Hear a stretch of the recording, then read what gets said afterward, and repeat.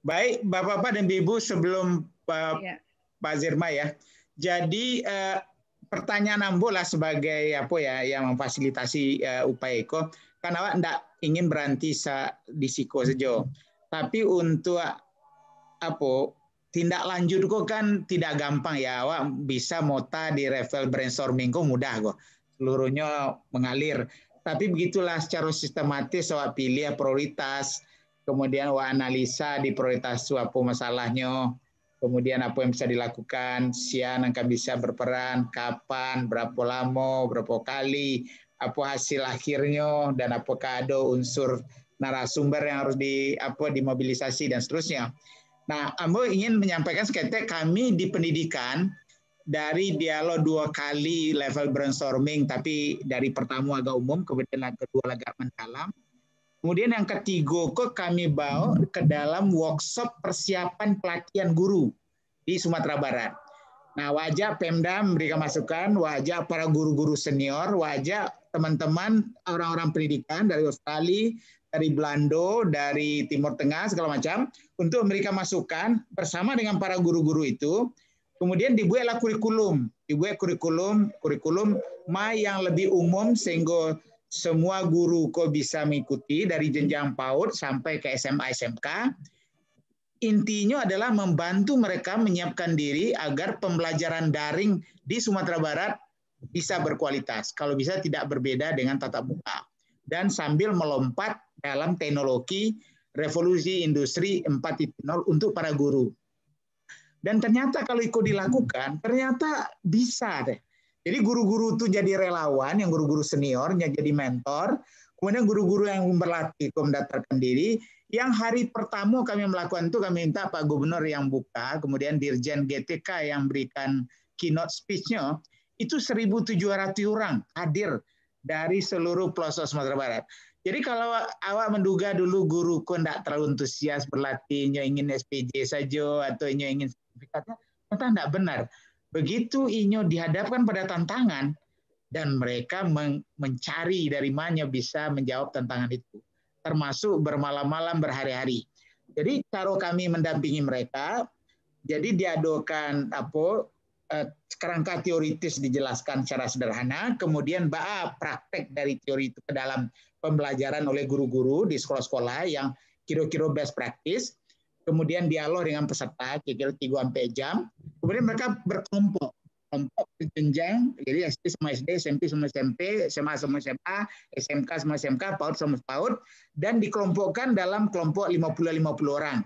Kemudian disediakan 2 mentor untuk masing-masing kelompok, untuk mendampingi PR yang diagiakan di akhir sesi pertama tadi itu. Mereka PR didiskusikan oleh dirinya sendiri, dengan sekolahnya dan di dalam kelompok yang dibantu oleh mentor. Berkali-kali mereka bertemu, saling memperkaya segala macam. Deko kirim hasil PR-nya itu kepada mentor seleksi, memberikan masukan yang terbaik awak hadirkan di pertemuan kedua untuk mendengar contoh-contoh best practice dari penugasan tadi. Nah, kami milih sampai seri gini, kinilah berjalan di seri kedua, sekitar 600 orang lah mendaftar untuk ikut seri kedua tentang bahas sebenarnya konsep-konsep pedagogik dimasukkan ke dalam teori pembelajaran dalam konteks daring kok.